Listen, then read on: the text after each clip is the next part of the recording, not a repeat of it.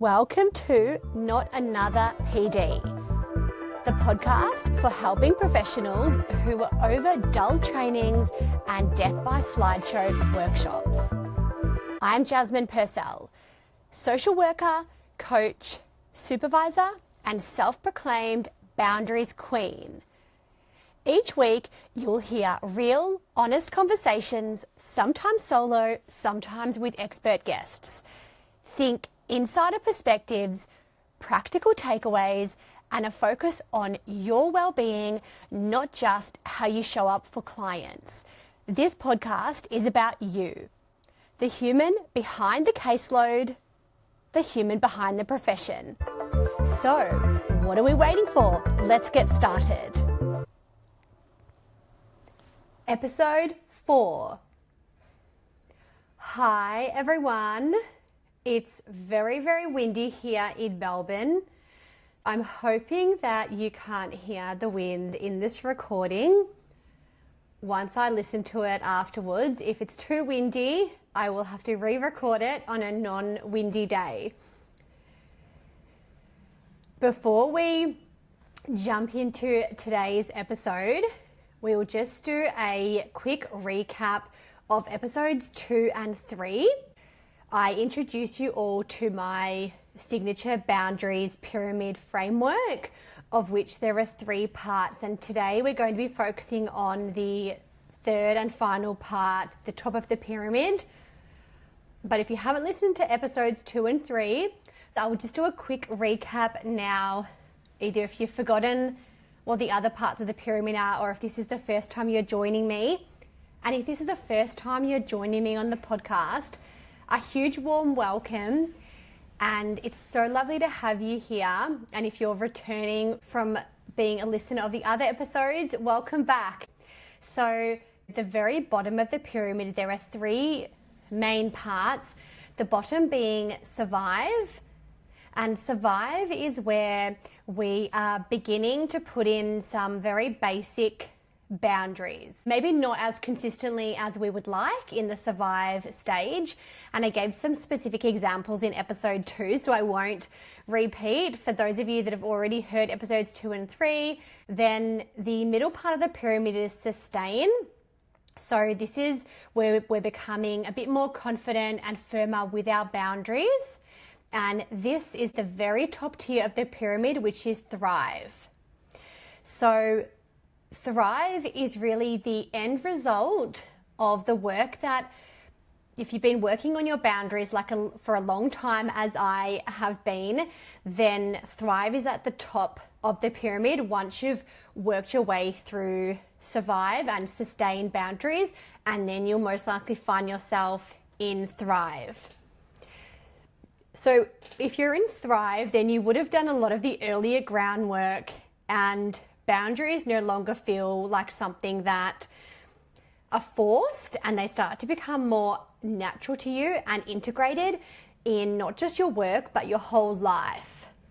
So I'm really excited to introduce you all to Thrive, where boundaries are supporting every aspect of your life and help you improve your confidence in how you show up as a helping professional, but also how you show up with your friends and family, and also in the community. So if you're in Thrive, if you can relate to any of these, maybe just tick them off mentally in your head as we're going along. So boundaries feel second nature to you rather than uncomfortable and unpleasant.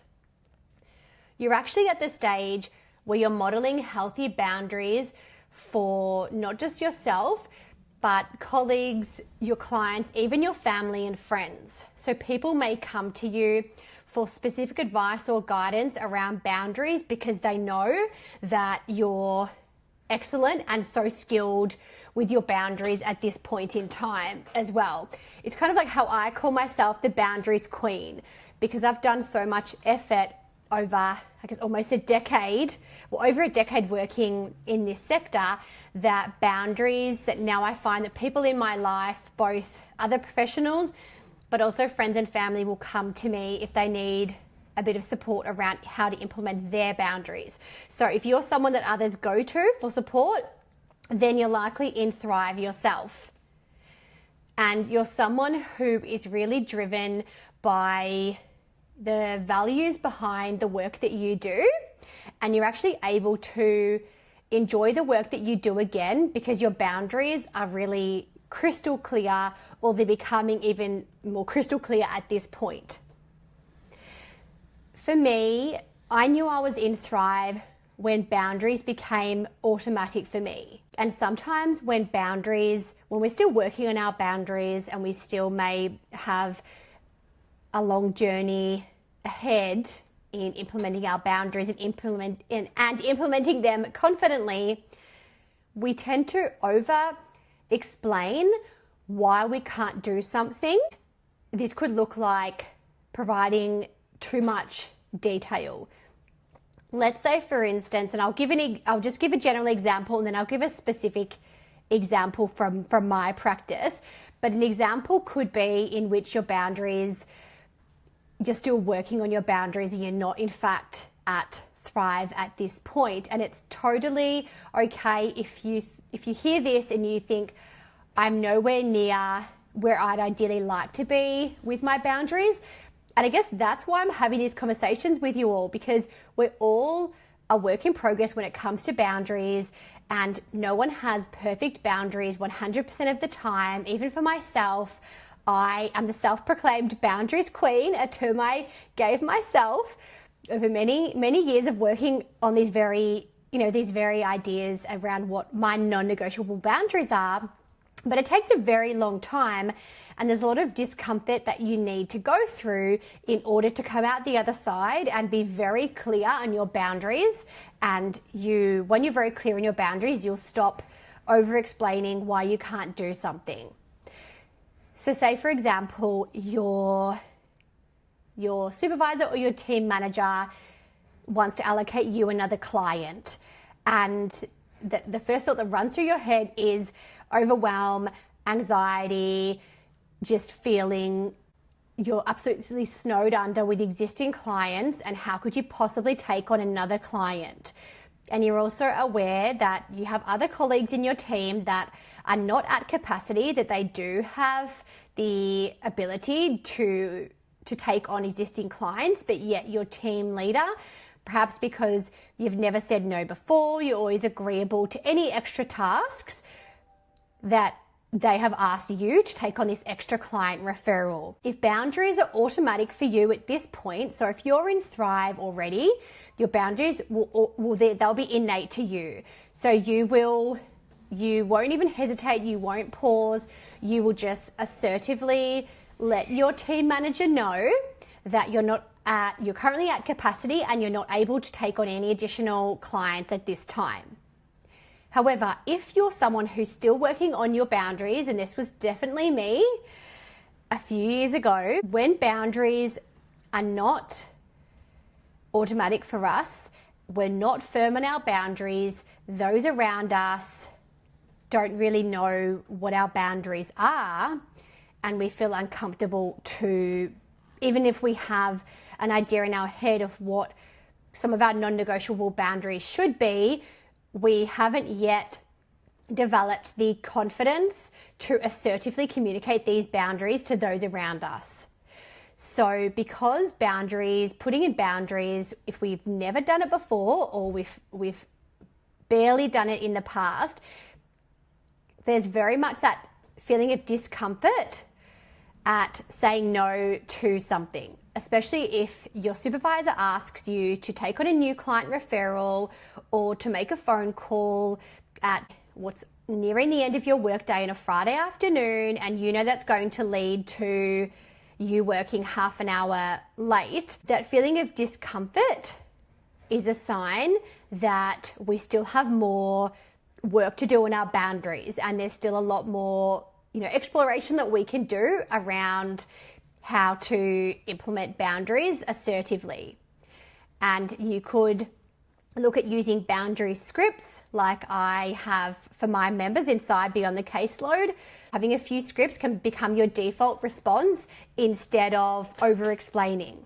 So if our default response instead of saying a straight, assertive, no, I'm actually at capacity, is there someone else in the team who could potentially be allocated this referral, we tend to go into over explanations such as this client A, B, C, and D, they're all currently in crises. I still need to do a referral to this agency and this agency for this client. This other client is, on the brink of being hospitalized for their mental health. So I've got to liaise with their care team around the plan for their admission, and you go into a significant and quite frankly, if I'm being honest with you all, we're all professionals here. We're all amongst friends and colleagues.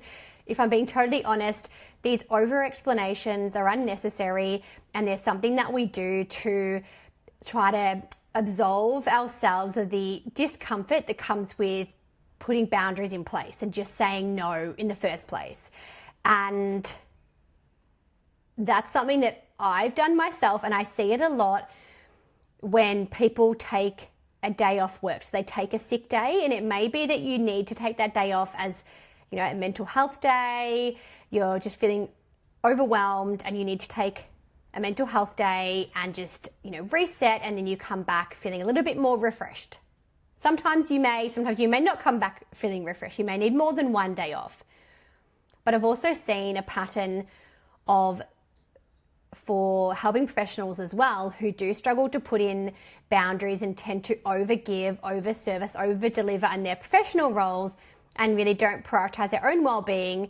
They also tend to provide excessive, unnecessary levels of detail when they take one sick day.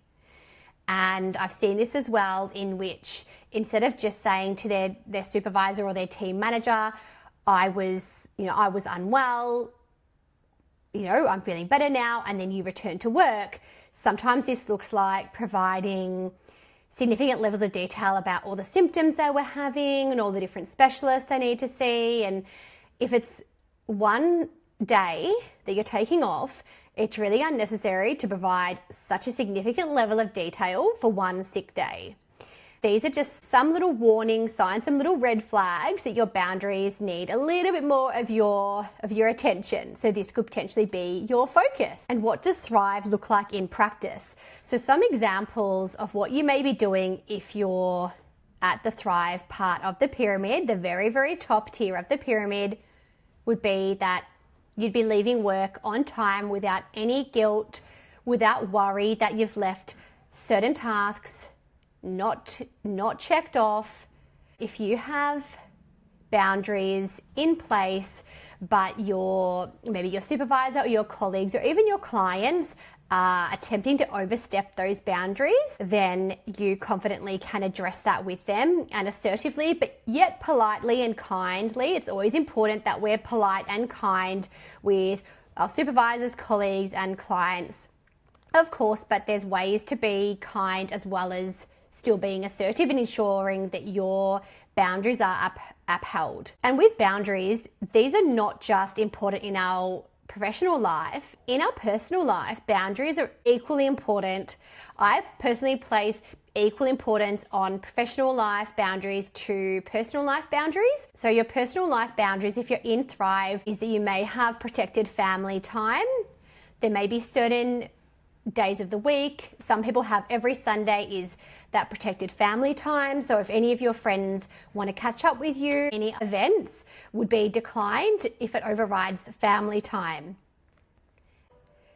Being present at any of your children's extracurricular events without carrying the mental load of work. If you have children, that's another example. I'll share another example with you all that shows the difference between being in sustain and thrive. So when I was in sustain, so I was still working on my boundaries, I still had the discomfort at putting boundaries in place. I remember there was a particular instance in which I was asked to attend a meeting for a client that started at my finishing time. So the meeting actually started at 5 p.m., which was my finishing time. when I was in, I'll give you an example of what this looked like when I was in Sustain and then how it would look like now that I'm in Thrive. So when I was in Sustain, I was asked to sit in this client meeting at 5 p.m., which is my finishing time. When I was in Sustain, I was able to acknowledge that that is a boundary of mine, that I do finish at 5 p.m.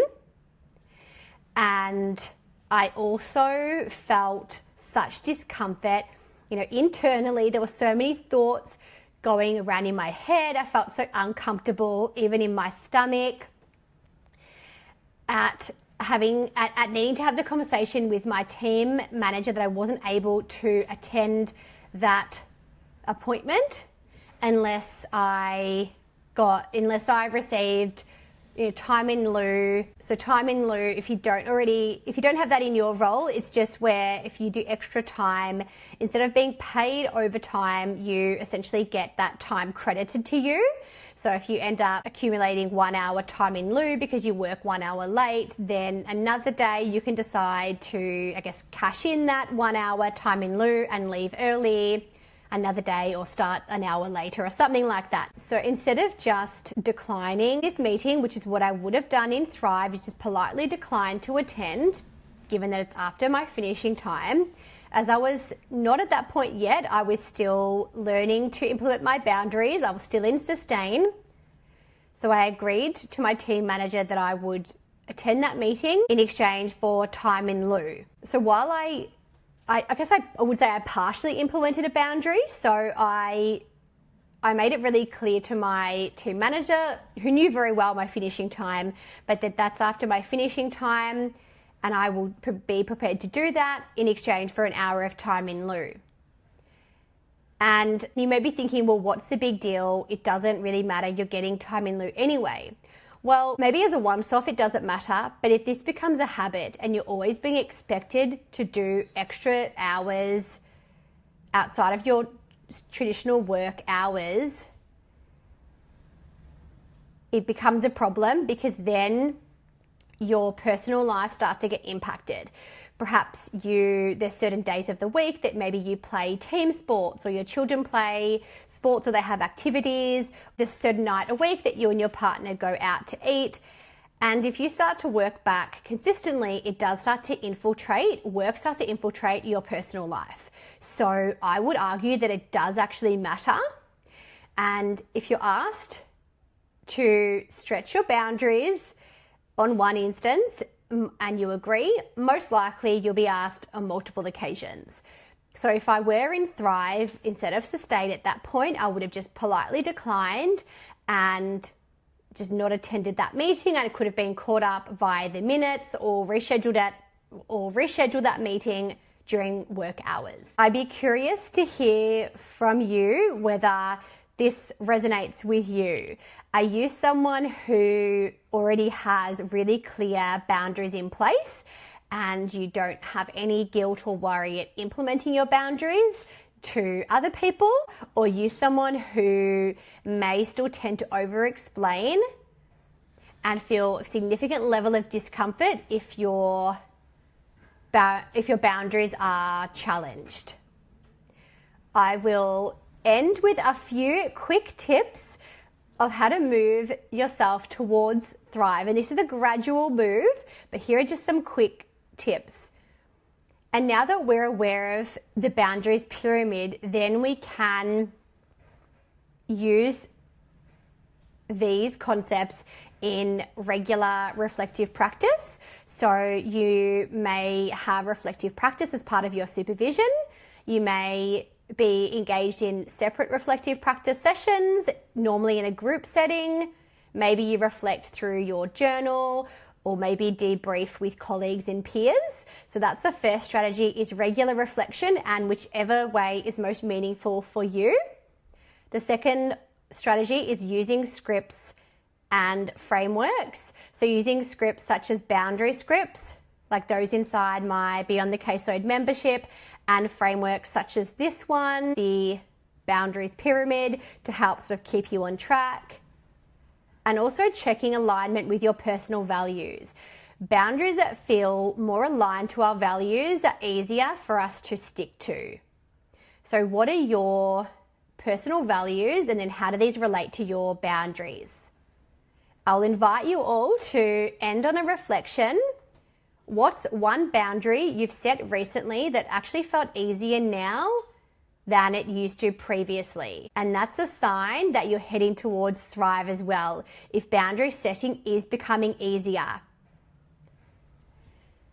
And we're never seeking perfection here. We're just seeking to be as consistent as possible with our boundaries. And we're all going to slip, but it's important that we acknowledge that we can slip, but we can just keep going. And even if we find ourselves at the bottom of the pyramid again in Survive, we do know that if we've been at Thrive before, we can carry on until we eventually get back there again.